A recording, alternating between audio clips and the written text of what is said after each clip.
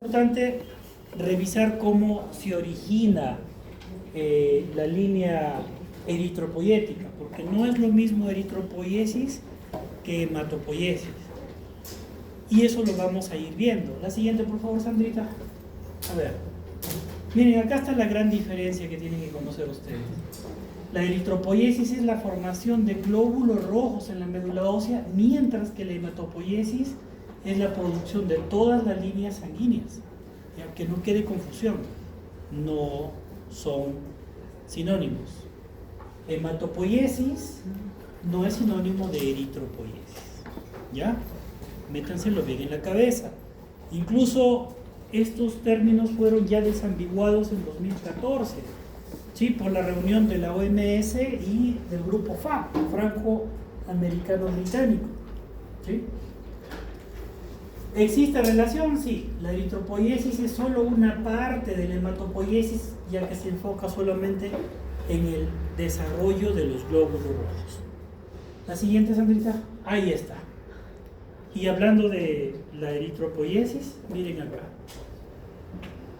Formación de glóbulos rojos, porque son los elementos formes que en nosotros, los vertebrados, van a distribuir el oxígeno, asegurando el bienestar total. Y ojo, existe regulación hormonal, especialmente de la hormona eritropoyetina, como vamos a ver en la línea de transformación eritropoyética.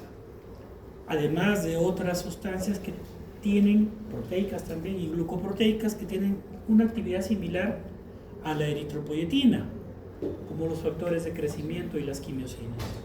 Muy bien.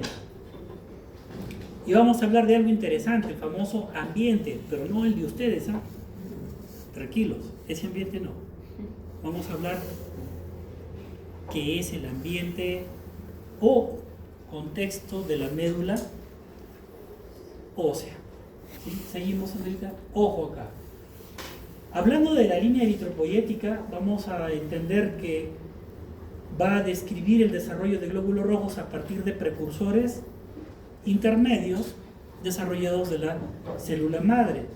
Y estos deben entrar en maduración. A medida que los glóbulos rojos van a ir madurando, van a perder algunas características generales como la reproducción, ¿sí? La reproductibilidad. Mientras un tejido es más inmaduro, más se reproduce.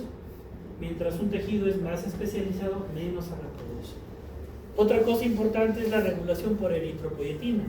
Ustedes han comprobado ya cuando han notado que cuando existe insuficiencia renal, por lo tanto daño de la célula extraglomerular, que me va a secretar el 95% de la eritropoyetina, ¿sí? Nos quedamos con minúsculas cantidades que apenas produce el hepatocito, que no tienen, ¿sí?, la misma concentración que las que produce la célula extraglomerular de eritropoyetina para estimular el crecimiento y la maduración de las células de la línea eritroide. Siguiente, Samuelita. Importante. Aquí está lo que les digo. ¿Qué pasa cuando ustedes llegan a una discoteca? No, que no les gusta esa música, pero cuando están con su traguito encima, ¡ah, qué chévere! ¿Sí? Oh my God, bailo mi guay, no dicen. Y están tan zampaditos que hasta cantan su pechada chotana, ¿no? ¿Sí? ¿Sí o no? ¿Sí? Y son tan pitucos que se ponen a bailar carnaval cuando acaba la fiesta. ¿Lo han hecho, no? Sí, lo han hecho. Eso es por influencia de contexto, ¿no? Pero en los tejidos también existe un microambiente inductivo de la hematopoiesis, del famoso MIG. ¿Y en qué consiste? Ojo, los factores de crecimiento y las quimiosinas que se producen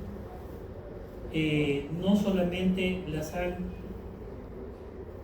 producido las células de la médula ósea, hay otros tejidos, hay otras células mesenquimales dentro de la médula ósea, que son las células de soporte, las que van a producir las llamadas quimiosinas. Eso explica por qué las células madre migraron primero del saco vitelino ¿hacia dónde? Hacia el hígado y el vaso, y posteriormente hacia la médula ósea. ¿Sí? Eso se llama el transporte secundario o migración secundaria de las células hematopoyéticas, ¿no? Entonces, ¿en quiénes se producen? En los vertebrados. El pececito, el anfibio, ¿sí? Las aves, los reptiles y especialmente los mamíferos, que hacemos principalmente respiración aerobia. En nuestro ambiente, y la mayor parte de mamíferos, el 97% de mamíferos, vivimos sobre la superficie terrestre. ¿Por qué es importante conocer el microambiente? Porque existe una regulación hematopoyética que no solamente se da entre las células de la médula ósea, entre las células progenitoras, sino también las células de sostén. Es más, hay células de soporte estromal que no son las células hematopoyéticas, que brindan un soporte con factores de crecimiento. ¿Quiénes tienen mejor desarrollo de la médula ósea? ¿Las personas que tienen mal desarrollo óseo o aquellas que tienen un desarrollo óseo normal? Los pacientes con osteomalacia tienen niveles habitualmente de hemoglobina en el rango inferior normal o ya con anemia, ¿sí? Es importante reconocer que existe una homeostasis entre la formación y la destrucción de los elementos que se originan en la hematopoiesis, ¿sí? Existe un equilibrio, y ese equilibrio implica que es mayor la renovación en sujetos jóvenes. Por eso es que ustedes han visto que cuando nacemos y cumplimos un año, nuestras hemoglobinas deberían ser 14, 15. Y a medida que envejecemos, un adulto mayor, 12, 13 son las hemoglobinas. Seguimos, Andrita. Ojo acá. Esto es importante. Una diferencia entre citocinas y quimiosinas. Las citocinas son un grupo amplio de mensajeros secundarios que regulan la actividad de las células inmunitarias, incluyendo el crecimiento de tejidos como la piel cuando nos cortamos y nos hacemos una herida, ¿sí? También obviamente las células madre multipotenciales. En cambio, las quimiosinas son un tipo específico de citoquinas, ¿no? Es como cuando ustedes se van a Tarapoto y les invitan el sígueme, ¿no? El traguito, ¿no? O les invitan su ubachado con un poquito de salta para atrás, ¿no? Son citocinas quimiotácticas, es decir, provocan el desplazamiento, ¿no? Seguimos. Ahí está. Acá tenemos las relaciones entre citocinas y quimiosinas. Miren, citocinas coordinan la respuesta inmune, regulan la activación, proliferación, diferenciación y muerte de células. Ejemplos: interleucina 6, interferones, como el gamma principalmente, el factor de necrosis tumoral. Importante, se unen a receptores específicos en la membrana celular para iniciar una cascada intracelular. La fosforilación de otros mensajeros, como las tirosinas, las asparginas, ¿sí? Dentro de la matriz celular. Las quimiosinas producen migración celular, especialmente de leucocitos, hacia tejidos infectados o dañados. Por ejemplo, ¿quién nos explica cómo las células del surco neural que van a formar posteriormente la médula de la glándula suprarrenal van a salirse del tubo neural? Las quimiosinas, ¿sí? Y las quimiosinas las quimiosinas hacen que esas células que salen del tubo neural y que van a formar las famosas células de la cresta neural, en un futuro formen la médula suprarrenal.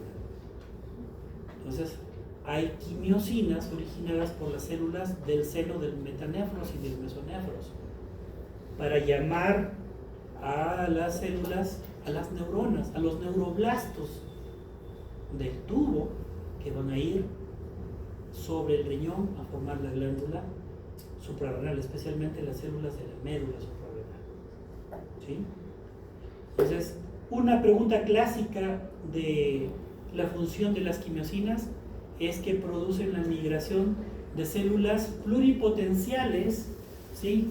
Inmaduras, por supuesto, pero que tienen la capacidad de producir un nuevo tejido, ¿sí? Un nuevo tejido. Función que produce el desplazamiento, quimiosinas, ¿sí? Muy bien. Mientras que las citocinas producen proliferación, las quimiosinas producen o regulan el tráfico, ¿sí? Regulan el tráfico. Seguimos. Importante. Por ejemplo, existen quimiosinas en el endometrio que van a producir, ¿sí?, una mayor concentración hacia donde el óvulo se va dirigido. Existen a su vez quimiosinas que están integradas, por ejemplo, en algunos tejidos conjuntivos, en el cerebro, en la piel, en la sangre, la médula, en los músculos, en el intestino y el hígado, que van a llamar a ciertas células pluripotenciales para empezar a proliferar en ese ambiente. ¿Seguimos? Muy bien. Por ejemplo, en la médula ósea, ¿qué tenemos como componentes? Tenemos las famosas células laterales, a las ovales, a las células mesenquimales, endocrinas, a las células mesenquimales no endocrinas y a las células hematopoyéticas. Las células hematopoyéticas no son la mayoría. Estas otras son la mayoría cuando nosotros realizamos una biopsia de médula ósea. Las hematopoyéticas no son la mayoría, solamente son un tercio. Pero ese tercio tiene una capacidad importante, la capacidad de reproducción. Y si ustedes observan los núcleos, ¿sí?, si observan los núcleos de esas células, se van a dar cuenta de que el índice de Chuck es bastante conocido, es bastante grande, es más de 0.9, ¿sí?, también llamado índice núcleo plasmático. Un núcleo que es más del 80% del volumen de la célula. Significa que esa célula se reproduce a cada rato. Seguimos, América. Ahí está. Entonces, una célula madre con su receptor de quimiosina es estimulado por la quimiosina y esta célula madre viaja por el torrente sanguíneo, por ejemplo, hacia un tejido dañado. Este es el clásico ejemplo del desplazamiento de una célula pluripotencial a un microambiente donde va a crecer. ¿Qué pasa, por ejemplo, cuando se desarrollan las acropaquias? ¿No? ¿Dónde hay más hipoxia? ¿En el pulmón o en los tejidos periféricos? En los tejidos periféricos. Por lo tanto, ¿hacia dónde van las células fibroblásticas? Así es, a la periferia. Y empiezan a crecer los dedos, ¿no? Parecen de rana. Y se producen las acropaquias gracias al factor de crecimiento endotelial vascular y al factor de crecimiento epidermoide tipo 1. ¿Ya? ¿Fácil o difícil? ¿Ya lo entiende? ¿Cuál es el microambiente donde hay más hipoxia? Los tejidos periféricos. Si ustedes se dan cuenta, cuando hay, por ejemplo, alguien que tiene hipertensión pulmonar, insuficiencia cardíaca, fibrosis pulmonar, bronquitis crónica, CIA, CIB, ductus arterioso persistente, se van a dar cuenta que hasta los dedos de los pies tienen su acropaquia. ¿Cuál es el ambiente inductor? La periferia, los tejidos periféricos. ¿O hay acropaquia en su cabeza de alguno de ustedes? No hay. ¿Sí? Seguimos. ¿Se entiende hasta ahí? Ya, entonces ya saben. Entonces cuando entren a una discoteca chicha, van a bailar chicha, porque ahí está la hembrita que les gusta. ¿Sí? Eso se llama microambiente inductor. ¿Sí? Tigres, ya saben, ¿no? ¿Dónde está Orlando? No ha venido. No ha venido, se perdió. Ahí está, ya el consejo. Tienes que adaptarte. Muy bien.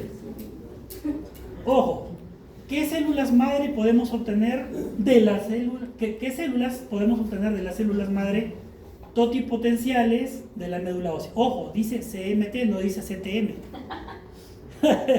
por si acaso. ¿Ya? Dice CMT, no dice madre, no, dice CMT. ¿Ya? Ojo, miren, ¿ah? Neumocitos, piel, hueso, cartílago, músculo cardíaco, sangre, músculo estriado, endotelio, células intestinales y células hepáticas. ¿Dónde dice neurona? No, ¿se dan cuenta? No dice neurona. Pero quiero que se fijen muy bien, y quiero decirles algo. Miren, el neumocito se puede convertir incluso en una célula fibrosa, fibrosis pulmonar. La piel, muchas de sus células pueden convertirse en células fibrosas y formar cicatrices. En los huesos, una osteofibrosis. En los cartílagos, una condrofibrosis. En los músculos, una miofibrosis. En la médula, una mielofibrosis. ¿Sí? Y así. Los tejidos mesenquimales son interconvertibles, incluyendo algunos del ectodermo. De todas estas células, todas son mesodérmicas, excepto algunas. ¿Cuáles? Muy bien, la piel. ¿Se dan cuenta? La piel. Seguimos. Y ahí tenemos la hematopoiesis, ¿sí? Acá tenemos a la célula madre, ¿no? Como dicen los mexicanos, ahí está, CMT, arriba, CMT, arriba CMT, ojo, este es el primer nivel o primer microambiente. Aquí están las células que van a dar origen a todo. Este es el primer microambiente, ¿sí? Luego de las células multipotenciales vienen las pluripotenciales. Esa es la categoría. Primero es multi, luego es pluri. Y acá tenemos al precursor común mieloide y el precursor común linfoide. Ojo, esta célula madre, para dar origen a sus hijitas, se ha estimulado mediante citoquinas y quimiosinas dentro de ese ambiente. Primero fue el saco vitelino, luego fue el hígado y el vaso y finalmente la médula ósea. ¿Sí? Muy bien, ya lo tengo. Ahora vamos a tomar el ejemplo del precursor mieloide común. Y si nosotros, yo les voy a enviar más tarde el Quesada, más que el Quesada les voy a regalar el Bethesda, ¿sí? Que es un libro de hematología, es un atlas y texto. Se los voy a pasar, se los voy a dar a Kelly, se los va a repartir para que lean cómo solamente con la variación de algunas citoquinas vamos cambiando a los hijos. Es decir, si yo uso interleucina 1 e interleucina 6, voy a tener un megacardioblasto. Si uso interleucina 1, interleucina 6 y factor de necrosis tumoral, voy a tener un proeritroblasto. Si yo uso la interleucina 1, 6, 11, voy a tener un mieloblasto como hijo. Importante. Existe una correlación entre la estimulación de la citoquina y el tipo de clona que voy a obtener. ¿Sí? Vamos con la línea del proeritroblasto, que es lo que nos interesa ahora. Vamos a tener, a partir del proeritroblasto, vamos a tener que estas células van a tener un receptor de eritropoyetina. ¿Sí? Por lo tanto, la eritropoyetina me va a hacer que se desarrolle la línea eritroide, más no la mieloblástica.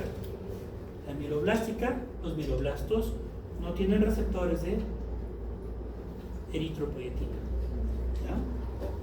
Más bien, tiene gran cantidad de receptores para citoquinas como la interleucina 1, interleucina 6, interleucina 10, interleucina 11, factor de necrosis tumoral, interferón gamma.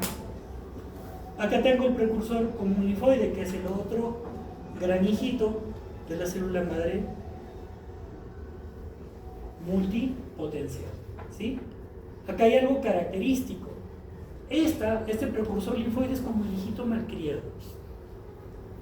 Siempre en las familias hay uno más rayado que el otro. ¿Sí? ¿Y qué significa? Sí, dice la señorita Cole. ¿Qué es lo que significa esto? Que quien es prácticamente más independiente en su reproducción, en su activación, en su proliferación y en sus funciones es el linfoblasto. ¿Sí? Este es como el mayor, ¿no? Este es como el mayor, el que madura primero. Y las citoquinas tienen cierta diferencia de cómo se originaron en el precursor mieloide. Importante, linfocitos solo tenemos, linfoblastos y linfocitos solo tenemos los vertebrados, mientras que algunas especies de invertebrados tienen todo esto. En la evolución biológica, una de las características típicas de los vertebrados son los precursores linfoides. Seguimos. Ahí está. Ese videito les he dejado ahí un pequeño resumen para que ustedes lo vean. Seguimos. Ahí está. Y acá viene lo rico. Cuando ya tengo un precursor proeritroblasto, tengo aquí la gran ventaja de que ya se están expresando los receptores de eritropoyetina. ¿Y por qué es importante hablar de receptores de eritropoyetina? Porque gracias a los receptores de eritropoyetina voy a tener la función de la activación de la línea eritroide. En las enfermedades crónicas, donde tengo deterioro y por lo tanto, por ejemplo, en el daño renal, disminución de la formación y secreción de eritropoyetina, voy a tener muy poca eritropoyetina que me vaya a saturar y por lo tanto estimular los receptores en el proeritroblasto. ¿Sí? Eso es por un lado. Por otro lado, en las policitemias, que es el tema que vamos a hablar el día de hoy, voy a tener algo interesante. Voy a tener una gran cantidad de receptores. 1, 2, voy a tener mayor secreción de eritropoyetina. 3, voy a tener vías alternas donde no hay estimulación de eritropoyetina, sino una actividad independiente de una molécula que se llama la proteína quinasa JAK. La proteína quinasa JAK. Por eso es que el 97% de los casos de policitemia primaria o policitemia vera son producidos por la hiperactivación del gen de la Janus quinasa. ¿Sí? Solo un 3% es mixto. Activación del gen de la eritropoyetina más de la Janus quinasa. O sea, el 97% son propios de la JAK quinasa. Y la proteína JAK quinasa es una tirosina que cuando se fosforila me va a activar los factores de estimulación, de transformación y activación de genes específicos STAT, el famoso complejo STAT, que se introduce al núcleo y que produce poco a poco la activación de genes de reproducción de la línea eritroide, principalmente eritroide, como vamos a ver. Seguimos, Andrita. Ahí está. En esta línea de tiempo, vean ustedes en esta línea de tiempo, ¿sí? Eso lo pueden descargar de internet, por si acaso. Ahí está la página. Ahí les he puesto. En esta línea de tiempo, con una flecha de la eritropoiesis hacia la derecha, quiero que destaquen ustedes la presencia de los principales factores estimulantes. Primero, para activar la transformación de una unidad formadora de colonias linfomonoblástica, ¿sí? Necesito la interleucina 3 y se transforma en un precursor mieloide primario. Si lo estimulo ¿cómo se llama este factor?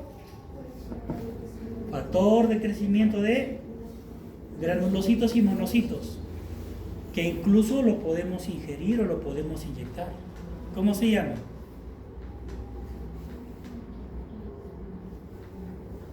¿Cómo se llama? Que le damos a los pacientes que están en neutropenia.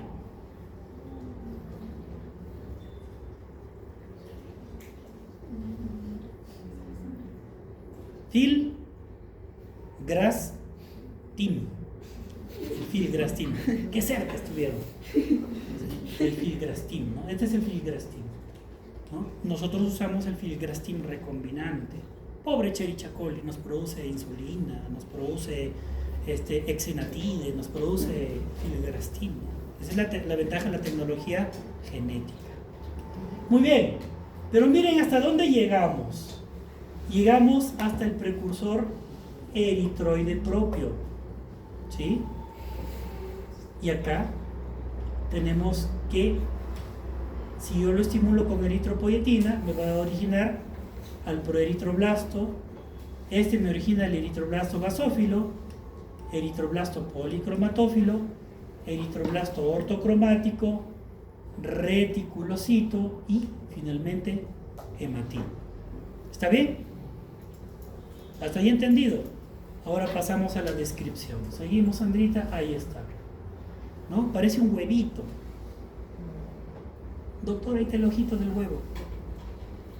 El huevo no tiene ojito. Ojo, miren el tamaño del proeritroblasto. Es grande. Es el primer precursor morfológicamente diferenciable. Tiene 1 a 3 nucleolos y tiene un núcleo grande y bien céntrico, ¿sí? Su cromatina es bien laxa y el citoplasma es basófilo intenso, ¿no? Seguimos. Miren el tamaño del núcleo anterior, por favor, Sandrita. Miren, 14 a 19 micrómetros. Siguiente. Luego viene el segundo hijo, el eritroblasto basófilo. Noten ustedes que el núcleo es más chico, más pequeño, ¿sí? Ya no te duermas, tigre, después te vas a ver a tu gila. Mira, tigre, mira, núcleo centrado, ¿eh? Sí, ya no hay nucleolos visibles, ¿sí? Todavía se conserva la relación núcleo-citoplasmática alta todavía, pero el citoplasma es basófilo intenso y la cromatina más condensada. Seguimos, Andrita. Ojo acá, el tercero, el del medio, al que menos le importa, no el de la mitad, en la familia de muchos. Tercer precursor diferenciable, un núcleo más pequeño, bien centrado, ¿sí? Este sí parece dona o rosquita, ¿no? Acuérdense, la rosquita, eritroblasto policromático o policromatófilo, ¿sí? Relación núcleo citoplasmático acá es 0.6, ¿ya? Citoplasma con presencia de hemoglobina y color azul, rosado o gris azulado en el citoplasma. Cromatina muy condensada, ¿sí? Moradito. Ahora sí, seguimos. El cuarto, el eritroblasto ortocromático. Miren acá, este sí es un loquito. La relación índice nucleoplasmático es solamente 0.4. ¿Sí? Este es el cuarto precursor diferenciable, tiene un núcleo excéntrico y pignótico. Fíjense acá abajo, miren el diámetro del eritroblasto. Es ligeramente superior al hematí maduro, ¿sí? Ligeramente superior. Una condensación bien marcada de la cromatina. Seguimos. Ahí está, y acá viene el malcriadito, el reticulocito, ¿no? ¿Dónde está floreando? Ahí está floreando. Este es el quinto, el penúltimo, sin núcleo, pero tiene rasgos de cromatina, ¿no? Algunos rasgos de cromatina. Importante, tiene el citoplasma ya del color de los hematíes y normalmente debemos encontrarlo entre 0.5% y 2% en la sangre periférica. El tamaño es casi similar al del hematimaduro. Siguiente, Sandrita, ahí está el hematimaduro, 7 micrómetros en promedio, sin núcleo, es un disco bicóncavo. Pasa, hija, pasa, ya te vi. ¿Sí? Importante, no tiene orgánulos, no tiene mitocondrias, no tiene ribosomas, no tiene retículo endoplásmico liso ni granular. ¿Sí? Es como decir una bolsa con citoplasma en el interior. ¿Sí? Importante, miren, importante la cantidad en millones, ¿no? 4.5 a 6 millones en hombres, 4.5 a 5.5, de 4 a 5.5 millones en mujeres, adultos. ¿Por qué será?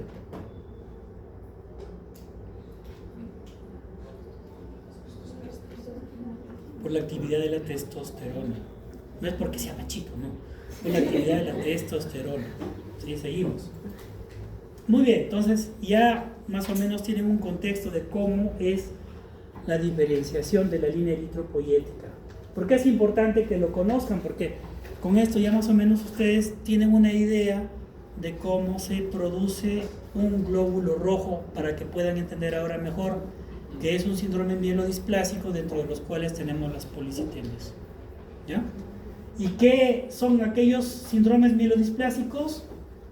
Son aquellas alteraciones mieloproliferativas donde hay una proliferación monoclonal que involucra linajes múltiples con cierto grado de madurez y con cierto potencial de evolución, incluso a una neoplasia.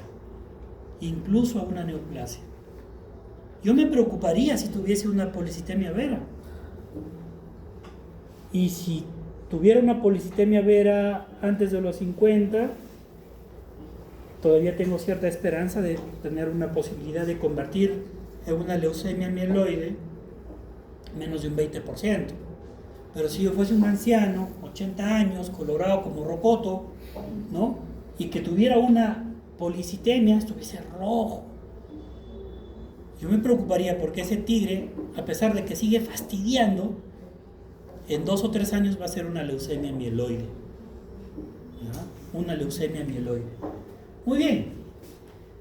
Para esto, obviamente, tengo que destacar en este grupo a la policitemia vera, a la trombocitemia esencial, a la leucemia granulocítica crónica y a la mielofibrosis.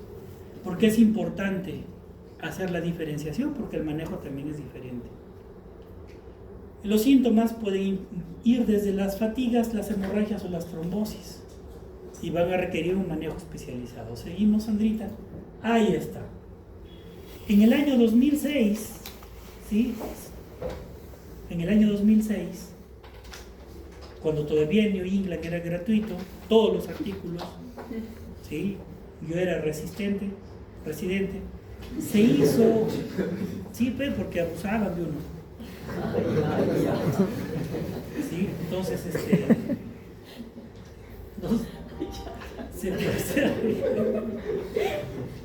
miren, se produjo esta publicación muy bonita, ¿no? Y ustedes tienen acceso, lo pueden descargar, PDF, ¿ya? Lo pueden descargar. Habla acerca de una clasificación ampliada, ¿sí? De las neoplasias mieloproliferativas. Por ejemplo, las leucemias mieloides crónicas, BCR-ABL positivas, la leucemia neutrofílica crónica, la policitemia vera, que es la más frecuente, la mielofibrosis primaria, la trombocitemia esencial, leucemia eosinofílica crónica, la mastocitosis y la neoplasia mieloproliferativa no clasificable. A propósito de esto, les voy a comentar algo interesante. Adulto mayor, chaposo, alto, ¿sí? De origen cajamarquino, ingresa con eventos de urticaria, 3 meses, ¿no? Ingresa, pero ingresa con angioedema a mi guardia. Yo era R2, no tenía ni 3 semanas como R2, estaba feliz porque supuestamente me descargaban la chamba. Pero ingresa este jovencito, bueno, no tan joven, ¿no? Colorado, de una zona llamada El Tingo, Cajamarca, pero ingresa a la emergencia de la almenada. Resulta que este pata un poco más y se rascaba con piedra o con chapa, pero venía con bastantes cosas por la emergencia. 1 de la mañana, a esa hora entra así pues quien de verdad está mal, y tenía los labios edematosos y uno de los párpados bien hinchados. Llamaba la atención las enormes escoriaciones en la espalda. Le digo, pero ¿quién te rasca en la espalda? No, doctor, lo hago con mi rastrillo de cocina, ¿no? En el hemograma llamaba algo la atención. Había presencia de mastocitos. Había presencia de mastocitos. ¿Sí? Llamamos, bueno, le dimos clorfenamina, adrenalina, ¿sí? Hidrocortisona y vía oral ácido uso desoxicólico para el prurito intenso. Al día siguiente,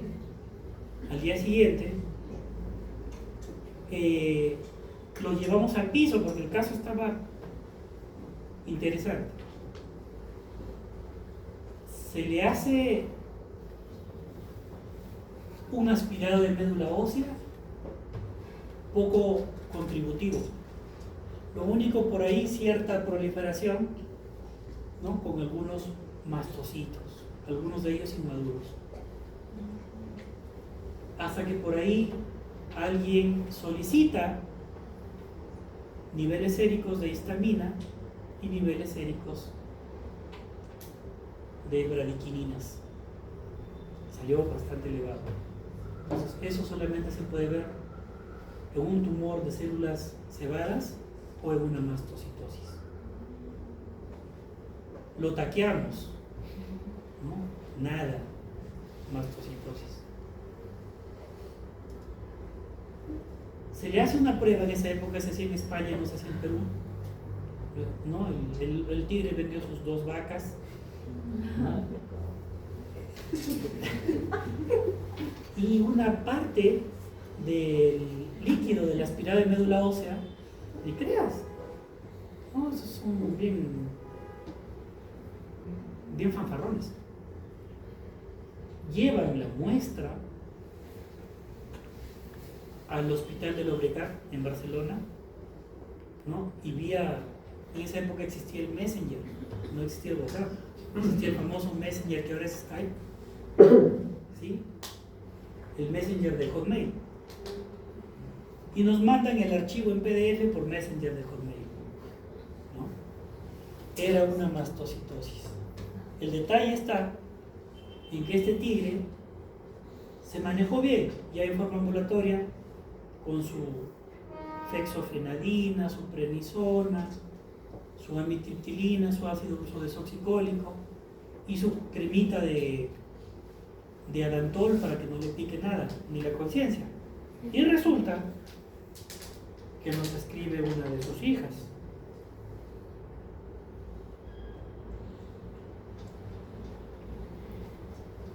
Nos dice, doctor, mi papá falleció, ¿no? En una visita que él tuvo a hierbateros, porque él comerciaba ganado, lo hace una crisis, ¿sí? Y se lo llevan al hospital más cercano, el hospital de Ate, del MINSA, ¿sí? Ojo, ojo, ojo. ¿Qué había pasado con el tigrecito?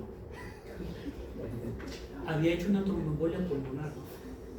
Estos síndromes mieloproliferativos, ¿sí? Producen fenómenos trombóticos. Falleció a los 4 días de hospitalizado. ¿Sí? Falleció a los 4 días. Como dicen, nadie sabe para quién trabaja, ¿no? Yo tenía todos los datos los tenía, porque yo hasta lo había recibido en emergencia. Y como estaba rotando por hematología, pues lo seguí, ¿no? Resulta que el R3, ¿sí? El popular Condorito, ahora hematólogo, me había un día pedido fotocopias de mis apuntes. No yo de bueno, le di, pero gran error, nunca lo hagan, nunca vendan su trabajo, nunca lo regalen. ¿Ya? Entonces, yo estaba meses después rotando en Sao Paulo cuando me llama un amigo, me dice: "Oh, Chochera, tu paciente lo han publicado en el Bluetooth". Y obviamente ellos habían ampliado ciertos estudios también.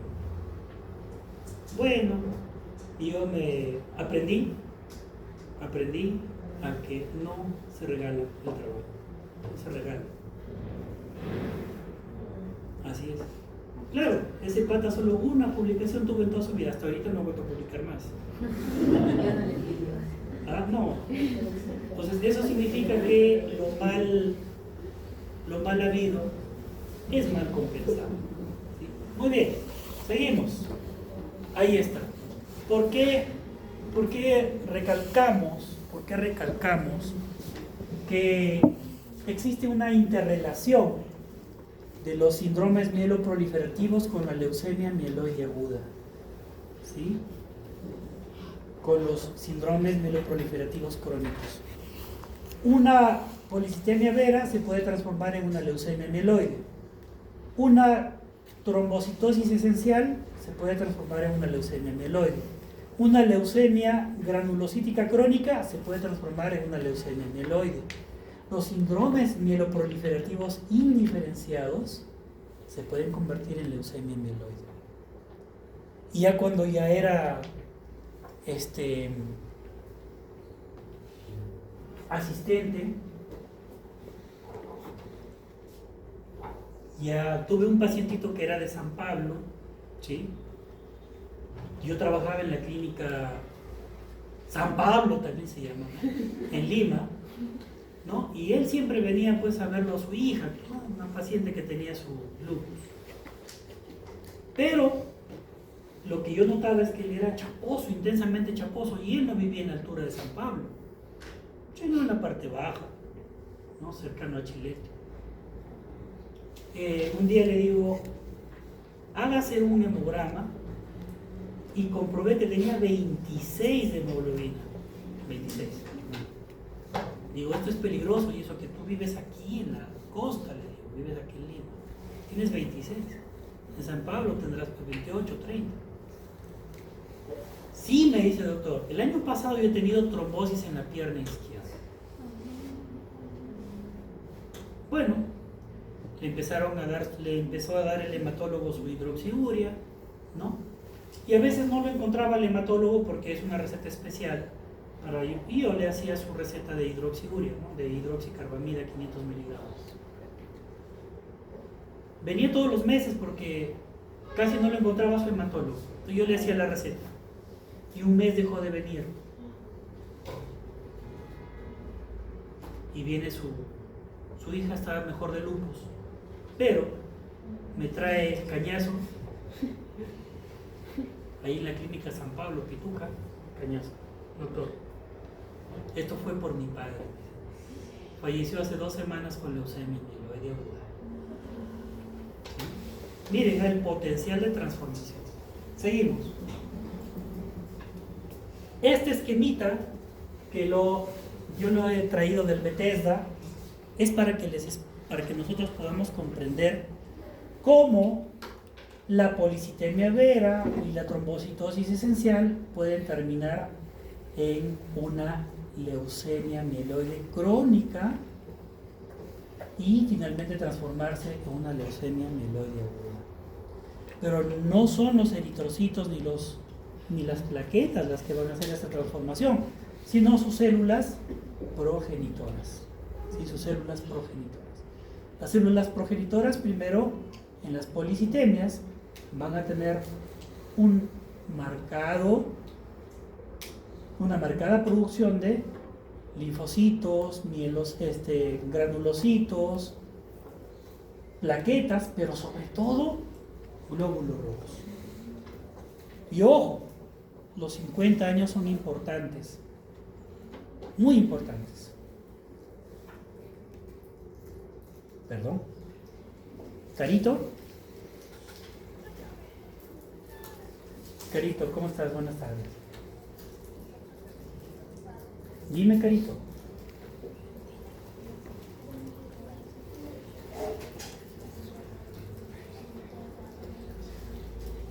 Uh-huh.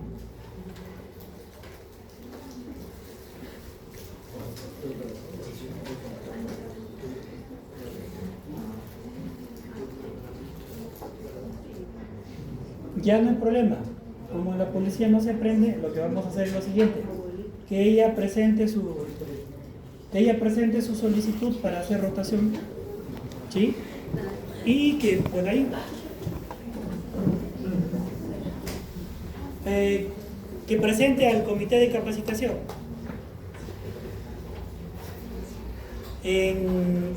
Allá ¿cómo se llama? Por la avenida del Maestro. ¿Cómo se llama el local? Ese me fue el nombre. El local del seguro. Se me fue el nombre. No. Es donde está medicina ocupacional. Ya. Pero es ahí. Es ahí. Exacto.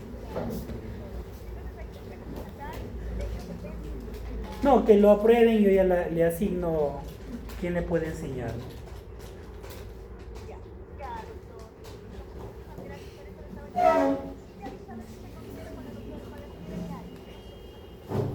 Sí, por favor. ¿Ya? Listo, queda. Gracias.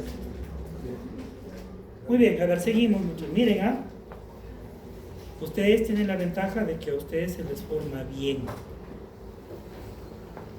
Me acaba de escribir una chica cuya prima ha estudiado en Chachapoyas, ¿sí? Y quiere que, como jefe del servicio de emergencia que soy, que le asigne a alguien que le puede gratuitamente apoyar, ¿no? Entonces le digo: presenta tu solicitud primero y yo te asigno a quién le puede enseñar. Entonces, bueno, a ver, muchachos, ustedes no están mal, ustedes están bien a nivel nacional, pero no pierdan ese ímpetu de aprender, ¿ya? Y esas ganas de darle duro. Pero primero, entiéndanme, guarden silencio, ¿ya? Entonces, ya más o menos comprendieron qué pasa en el microambiente de la médula cuando tengo un síndrome mieloproliferativo, ¿sí? ¿Existe algún factor? De repente un factor de crecimiento, una citoquina, una quimiosina, pero principalmente una citoquina. Por ejemplo, interferón gamma, interleucina 1, interleucina 6, que esté siendo hiperproducida y que esté siendo estimulada para que la célula progenitora mieloide empiece a degenerar. Primero hace el síndrome mieloproliferativo clásico, una policitemia, una trombocitosis esencial, finalmente una leucemia. Y ojo, el riesgo de hacer una degeneración maligna empeora con la edad, ¿sí? ¿Quiénes tienen más cánceres? Los mayores, ¿sí? Los mayores. Revisen ustedes las tablas estadísticas, ¿sí? Mientras más viejos somos, más cánceres tenemos. Seguimos. Vamos a comprender un poquito las policitemias, ¿sí? Una policitemia implica un aumento anormal de los glóbulos rojos en sangre, alterando el equilibrio sanguíneo normal, ¿sí? Alterando el equilibrio sanguíneo normal. Importante, hay dos formas, las primarias y las secundarias. Las primarias tienen el gran riesgo de hacer una degeneración tumoral, ¿sí? Una leucemia. Hay riesgos de complicaciones no neoplásicas. Por ejemplo, la viscosidad sanguínea eleva el riesgo de una trombosis y de problemas cardiovasculares. Un infarto cerebral, un infarto de miocardio, una tromboembolia pulmonar, una trombosis venosa profunda, una trombosis arterial renal, una trombosis mesentérica, ¿sí? una trombosis, por lo tanto desprendimiento de retina. Seguimos. En cuanto a las secundarias, tratemos primero las secundarias antes de entrar a nuestro último objetivo. Vamos a ver que estas surgen especialmente por estímulos como la hipoxia crónica. ¿Sí? La hipoxia crónica, por ejemplo, los que tienen fibrosis pulmonar, EPOC, fuman, ¿no? O secundarios, por ejemplo, a la producción de eritropoyetina por tumores que lo producen. Por ejemplo, algunos tumores del colon. Los adenocarcinomas vellosos del colon producen hiponatremia y producen poliglobulia. Pregunta: ¿todos los tumores producirán anemia? No. Producen algunos fenómenos paraneoplásicos que les pueden producir policitemias. Una de ENAN 2011. Mencione usted cuál de los siguientes tumores no produce anemia asociada a enfermedad neoplásica. Cáncer, adenocarcinoma gástrico, adenocarcinoma del recto, hipernefroma renal, tumor de células claras del riñón, tumor maligno de las células foliculares de la tiroides, tumor maligno de células pequeñas del pulmón.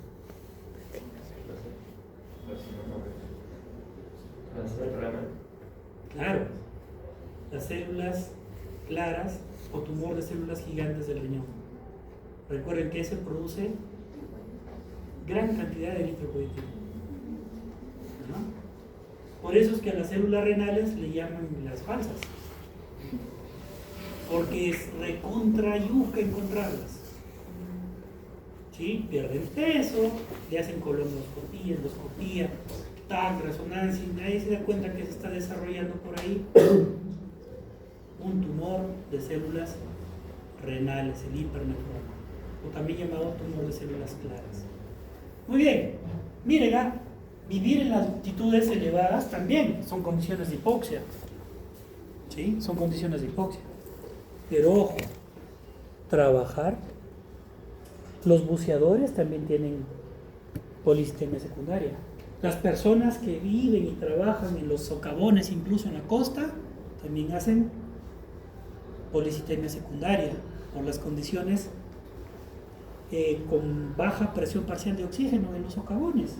Los mineros ilegales, esto que ustedes van a ser sus pacientes ustedes, ¿sí? Porque dentro de pronto despídanse del valle y de los ambientes bonitos de toda la región.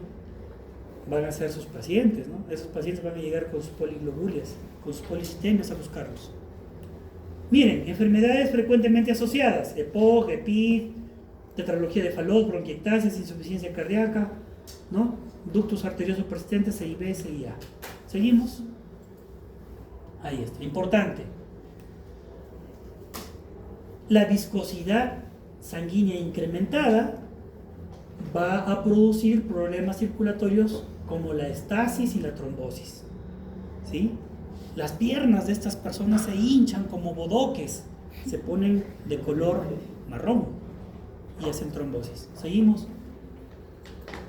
La hipertensión y las complicaciones cardiovasculares. Recuerden que una sangre espesa, ¿sí?, va a producir una mayor atracción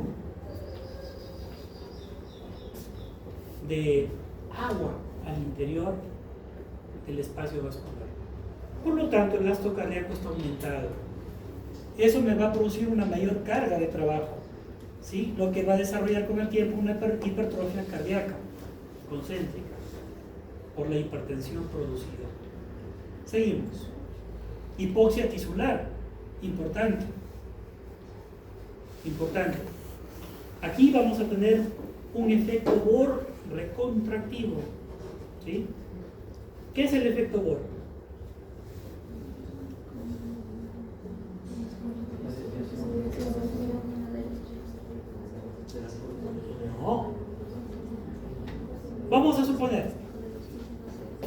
Si tú amas a alguien, por ejemplo, lo tienes ahí, ¿no? Es una célula grande del riñón. Pero te dice, ya mi orino, tienes que soltarlo, ¿no? Si no se hace la pizza a tu lado. En ciertas condiciones, cuando disminuye la presión parcial de oxígeno, por ejemplo, cuando vamos a la altura, nuestro efecto Bohr implica que durante el trayecto sanguíneo tenemos una mayor sujeción del oxígeno en la hemoglobina. Y cuando llega la hemoglobina a los tejidos periféricos, lo suelta rápido. Eso es el efecto Bohr. Lo suelta rápido para que los tejidos periféricos capten rápido el poco oxígeno que es absorbido de la atmósfera. Lo contrario es el efecto Haldane. Cuando llega el CO2 hacia el alveolo, rápidamente, ¿sí?, el ácido carbónico se convierte en bicarbonato soltando un CO2. Rápidamente. ¿Sí? Para evitar la hipercapnia. Para evitar la hipercapnia. Ese es el efecto Haldane. Es lo contrario del efecto Bohr. ¿Dónde se produce el efecto Bohr? Tejidos periféricos. ¿Dónde se produce el efecto Haldane? Circulación pulmonar. ¿Ya? ¿Fácil o difícil? Así, huevito para que se lo aprendan. Seguimos. Importante. La eritropoyetina, hormona producida por el riñoncito, me va a incrementar la producción de elementos de la serie roja. ¿Sí? Y los precursores eritroides tienen una mayor velocidad de transformación. Incluso hay islas bien marcadas, cuando hay una policitemia secundaria, hay islas bien marcadas de producción en la médula ósea. ¿Seguimos? Ahí está la clasificación de la eritrocitosis. La primaria, ¿sí?, tiene una eritropoyetina sérica normal o disminuida, la secundaria muy aumentada y las mixtas. ¿Seguimos? Ahí está. La primaria o vera, ¿sí?, tenemos una eritropoyetina disminuida, pero tenemos una mayor actividad de comunicación por fosforilación de la proteína quinasa JAK, de la Janus quinasa. En las secundarias, acá sí tenemos la eritropoyetina elevada. Por ejemplo, tabaquismo, síndrome de apnea del sueño y secundaria al EPOC principalmente. ¿Seguimos? Ahí está. Manifestaciones clínicas. El paciente está con cianosis periférica, ¿no?, los labiecitos morados, las uñas moradas, ingurgitación venosa y edema, ¿sí?, y tiene una plétora facial bien marcada. Yo me preocuparía. Mi maestra, que en paz descanse, la doctora Echenique, fue mi maestra en hematología, una tigresa. Decía, no, era de las primeras hematólogas del Perú.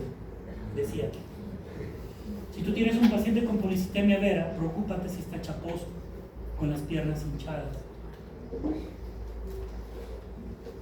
Porque ese paciente transformará en leucemia en 5 a 10 años como máximo, como mínimo en 2 o 3 meses. Cuando tengan alguien con una fasis así, especialmente cuando es policitemia vera, ¿sí?, envíenlo rapidito al hematólogo. Seguimos.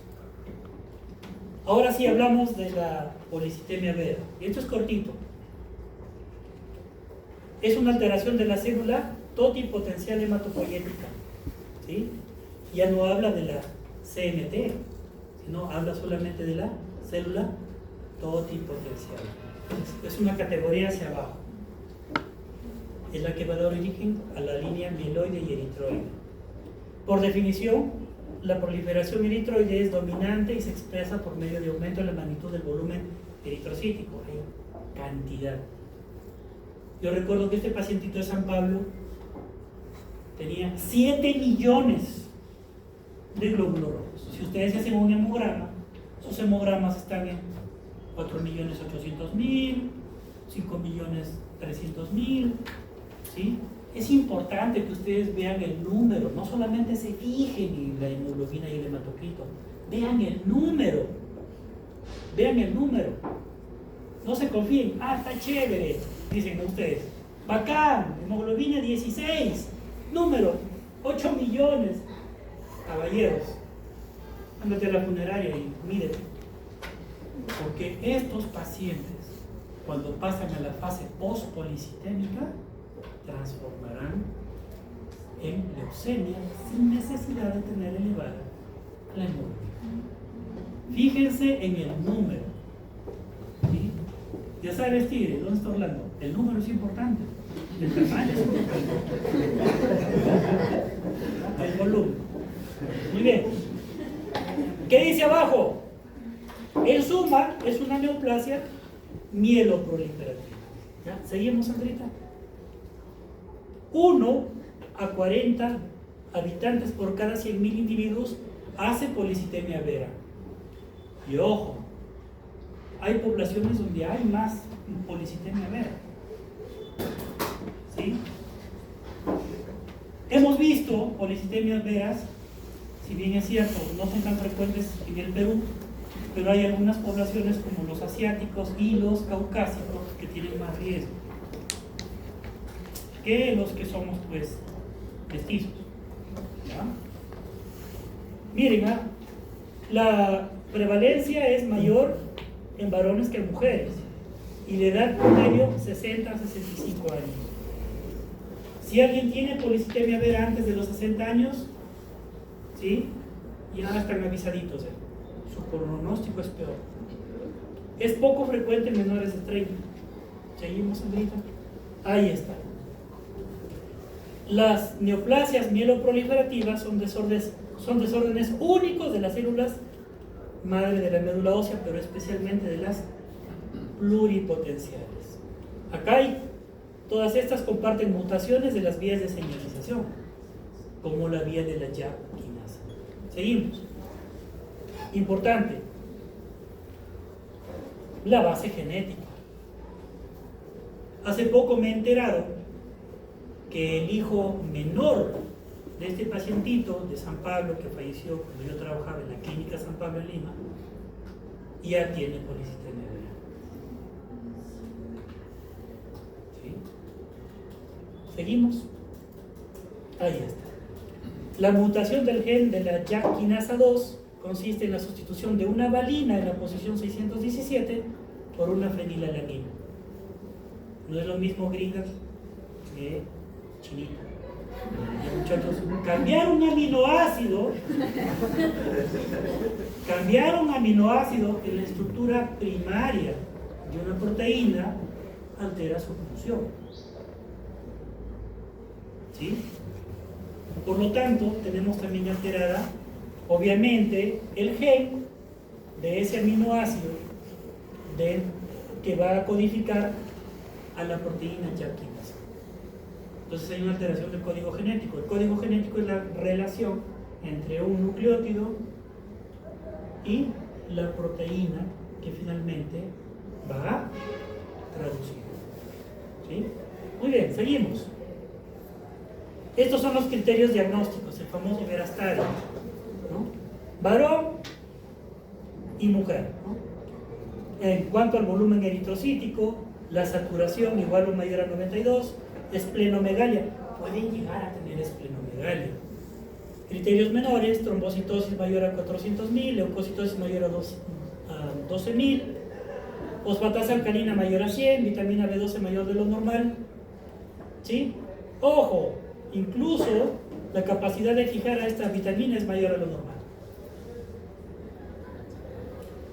Pacientes con policitemia, te vienen a decir, doctorcito, inyecten una vitamina para rendir sexualmente mejor. ¿No? Te lo dicen en el campo. Ustedes van a trabajar en el área primaria, ¿no? Vamos. ¿Qué fue? Pero el problema es que ustedes saben de buena gente ya, ponte a Neurin, ¿no? ¿Qué están haciendo? Tengan cuidado. Pacientes con policitemia, así sea secundaria, no les den vitamina B12. no les den vitamina B12. Trabajen con la ciencia para beneficiar a la humanidad, pero trabajenlo con conocimiento. ¿Sí? Trabajen con conocimiento, explíquenles. No puedes recibir lispolicitemia, no puedes recibir vitamina B12. Ah, pero el médico de allá sí me da, es de la UPAO. Dejen que se queme, dejen que se queme, ¿ya? Dejen que se queme. Pero ustedes intervengan, no está recomendado. Tienes más riesgo de leucemia si tienes una policitemia. Ustedes en el campo no van a saber quién es secundaria y quién es primaria. Tengan cuidado. No lo echen al fuego. No lo echen al fuego. Seguimos. En el año 2006, después de la reunión del grupo franco-británico con la OMS, se establecieron estos criterios. Hemoglobina mayor de 16.5 en hombres, 16 en mujeres. Ojo, esto es a nivel del mar, ¿sí? Hematocrito mayor de 49 y mayor de 48 respectivamente, hombres y mujeres. Ojo, miren, en la biopsia, hipercelularidad para la edad. Presencia de mutación, importante. Presencia de mutación, YAP quinasa, ¿sí? 2BF617, donde está el aminoácido alterado. Reemplazamos valina por fenilalanina, ¿sí? O el famoso exon 12. ¿Quiénes se expresan? ¿Los intrones o los exones? Los exones. Muy bien, algo se acuerdan, muy bien. Nivel sérico de eritropoyetina disminuido y tienen el diagnóstico. 3 criterios mayores, 1, 2 mayores, más o menor. ¿Seguimos, Andrita? ¿Sí? Y obviamente hay modificación de los criterios que incluyen, miren, esplenomegalia palpable y ausencia de poliglobulia secundaria. ¿Seguimos, Andrita? Precisiones para el diagnóstico. No se necesita biopsia ni aspirado de médula ósea. Es poco contributivo. ¿Sí? El diagnóstico lo hace la mutación de este gen. ¿Seguimos? Muy bien, y acá viene lo importante. Acá debemos tratar de no dañar a la persona. Y según el riesgo, si el riesgo es bajo, flebotomías. Si el riesgo es alto, flebotomías más quimioterapia. ¿Seguimos? Ahí está. Y que tenemos además la terapia antitrombótica. Ese paciente debe anticoagularse de por vida. ¿Sí? Como dice Maduro, forever, forever. ¿Ya? No estoy tan gordo. Seguimos. El pronóstico. Miren, los pacientes sin tratamiento tienen una mediana de supervivencia de 18 meses. ¿Sí? El principal factor determinante de la supervivencia es la edad al momento del diagnóstico. Al que me regalaba mi cañacito San Pablino, lastimosamente lo conocí cuando el señor tenía en esa época 59 años. Sí. Los principales causas de defunción son fenómenos trombóticos, el ACV, el infarto, la necrosis mesentérica, aparición de enfermedad maligna hematológica, leucemia mieloide aguda, y no hematológicas, hemorrágicas y mielofibrosis. ¿Seguimos, Andrita? Muy bien, ahí les dejo un par de videitos para que ustedes lo aprecien. Nos vemos.